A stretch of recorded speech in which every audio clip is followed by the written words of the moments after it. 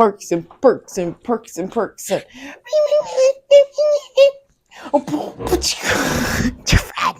Welcome to our podcast, Parks and Perks. This is Noah. And I'm Fiona. And on air today, we'll be talking about illicit drug use in parks and how homelessness contributes to the opioid epidemic in our home state.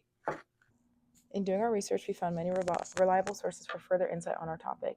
The sources I found spoke on the contributions to this drug epidemic in Everett, including child trauma and adversity, heroin operations, insufficient mental health services, and the stigma associated with substance abuse disorders. Addressing these concerns, the U.S. Department of Health and Human Services is focusing its efforts on 5 major priorities: improving access to treatment and recovery services, promoting the use of overdose reversing drugs, strengthening our understanding of this epidemic through better public health surveillance, providing support for cutting-edge research on pain and addiction, and advancing better practices for pain management. Local residents report frequent illegal activity in the parks, raising concerns about enforcement challenges given the transient nature of the offenders. Also, park and recreation professionals play a vital role in supporting and advancing the health and well-being of all individuals and our communities, including people who are experiencing homelessness. Given the unique role that public parks play in the lives of many people experiencing homelessness, it is important that park and recreation professionals understand the extent of homelessness, its root causes, and how they can approach the issue with empathy and be a contributor to local solutions. The research articles that I contributed to our topic discuss the importance of parks to the community and the implications of drugs in parks. I found sources that suggested possible solutions for decreasing drug usage in parks, making parks overall safer and more usable by the public. Tying into our city, in an effort to reduce drug usage in parks, the Everett City Council has added Senator Henry M. Jackson Park and Wiggums Hollow Park to its drug enforcement areas due to complaints of drug usage and associated criminal activities. This expanded program includes a stay-out-of-drug area designation, prohibiting some drug offenders from entering these parks under the threat of arrest. Thank you, Noah. Despite Everett's efforts to enact the No Sit, No Lie law, which explains that no person shall sit or lie down upon or place a blanket, sleeping bag, backpack, chair, mattress, couch, stool, or any similar equipment, item, or furniture upon a public sidewalk or any portion of the public right-of-way, whether improved or unimproved, in the area identified in Exhibit A. The areas identified are the buffer zones. However, the No Sit, No Lie law does not apply to Clark Park as it is in one of the buffer zones in Everett. So, as well as all the other parks in Everett. So yes, all parks are off limits because you have to sit in a park, right? Yep. Because how are you gonna have your picnics? You can't have a picnic if you can't put your blanket down. Exactly. Also, in conjunction with the No Sit, No Lie law, Everett has enacted the Stay Out of Drug Areas Order, or the SODA ordinance. The SODA law is often used to keep people that have used drugs out of parks and areas like that. And the purpose of this is to promote public safety and community health by deterring drug-related activities in designated areas. A potential solution that we would propose for this would be to implement both of these acts in some way or modify them so that we could enact them in the parks in Everett so they can still stay safe, but we aren't prohibiting people from partaking in regular everyday activities. So Noah, what led us to this research topic? Well, we were brainstorming about the problems in our area, Everett, Washington, and one of the primary problems that Everett faces is excessive drug use, especially in parks. This is locally in the news with the removal of the gazebo at Clark Park and the change to a dog park because of the drug use in our area. This prompted us to reach out to our local park and recreation department to find out more information. From the Park and Recreation Department, we got an email back from Natalie Given, an officer in the Everett Police Department. It's very good, Noah. That's good, Noah. Within her email, she included a graph of, in quotes, Clark Park regarding the reports of trespassing, substance abuse, and nuisance complaints at the park. Trespassing reports would include people camping in the park, and substance abuse would include the use of illicit narcotics. In the graph, you can see that in the summer months, like June, July, and August, the activity is a lot higher. What else do you see from the graph, Fiona? Well, we noticed that since they have removed the gazebo out of Clark Park, there's been a significant decrease in the rate of activity at the park, which tells us a lot about the homelessness aspect of it. A lot of the homeless people in Everett migrate and live in the gazebo as a sense of shelter, and it's caused not only a lot of drug use, but also it's been unsafe for a lot of families to stay there. Bad boys, what you want, what you want, what you gonna do? And now our interview with Officer Coates. Okay, who am I here with? This is Officer Coates, Everett PD, SRO at Everett High School. Okay, so Fiona and I are working on a project, and we're talking about parks and how they are affected by drug use in Washington. Okay. Before you were an officer at Everett High School, did you ever work like in the field, like patrolling? Yes, I was a patrol officer for about 10 years, working mostly North Everett. And did you ever experience like drugs in parks, or like what was your experience with that in the field while you were patrolling? I was called to many either suspicious or substance calls in parks, all around the city, mostly North Everett, since I did work in North Everett. And how would you say that affected like the safety, or like how, or the perceived safety of like the parks or just like the surrounding areas? There were certainly some parks that people were more concerned about. People were on heightened alert. Like I said, in certain parks, like let's say Clark Park, Garfield Park, and also Jackson Park. Some were a little bit less likely, and I think it had to do with the proximity to where either certain activities could occur, where people congregate, etc. And do you feel like this issue has started to resolve, or it has gotten worse? I would say it is, in my career, it's been a roller coaster, because there's been times when enforcement was high, and therefore I think the parks were, we rid the parks of a lot of these nuisances and these dangerous elements. But then when enforcement declined due to various things like COVID, different rules and regs, it got a little tougher. So then I think those problems, those nuisances increase. So they're all definitely connected. With, if you have a higher enforcement, you have less problems. If you have lower enforcement, you have more problems.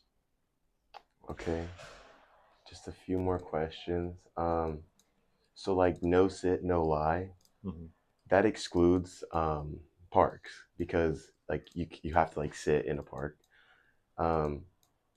Is there a way that there could be some regulations put in place that could take like the same effect, or like have the same effect as the no sit, no lie law, without like penalizing people that are just in the parks doing what you're supposed to, or like what you're allowed to do in parks, but like regulating or like decreasing like drug use in parks? Well, that's the golden ticket right there. You find that answer and you solve the problem. Yeah. I think we're definitely in a quandary, because a park is a place to relax, to maybe lay down on a blanket, enjoy the sun. So the whole point of a park is sometimes to do that. Of course, people without regard for maybe what a park really is for, take advantage of that concept, because they figure, well, if that guy over there is sitting, then so can I. And if he's going to sit there for an hour, maybe I can sit there for 5. And well, he's got a backpack, I've got a cart full of stuff, or multiple backpacks. And I spread them out because it's all my belongings. So I can understand a person that doesn't have a home. They do have to carry all their stuff around, and that can be probably quite tedious and burdensome. But at the same time, there are alternatives, but they're not always easy. So I guess I don't really have an answer because a lot of really smart people have been working on this for a long time. I think that it's, of course, it is worrisome to think, well, if cops just say, well, I know that person is a drug user and they're in the park, so I'm going to go and, check in on them, and maybe they have a warrant, or maybe I recognize drug paraphernalia, and I see how that could potentially be seen as harassing. I think a question that is often not asked when criticizing that kind of attitude is, well, what about all the people that are affected because of them? And who's, in a sense, advocating for them? Because while I truly believe that, the power, for lack of a better term, I'm issued as being or commissioned with as being an officer is great, and with that comes a lot of responsibility.